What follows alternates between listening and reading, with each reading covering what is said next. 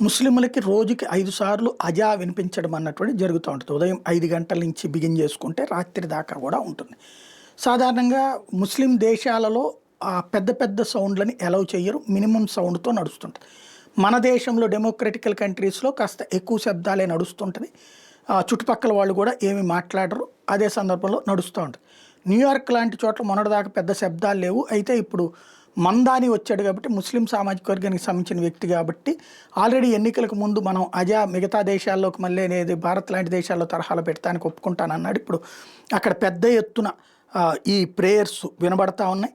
దీన్ని ఇప్పుడు అక్కడ ట్రోల్ చేసుకుంటూ ఉన్నారు. 1 by 1 విమర్శలు ప్రతి విమర్శలు ప్రారంభమైన దాన్ని ఇస్లామోఫోబియో అంటూ మందాని అనుకూలురు.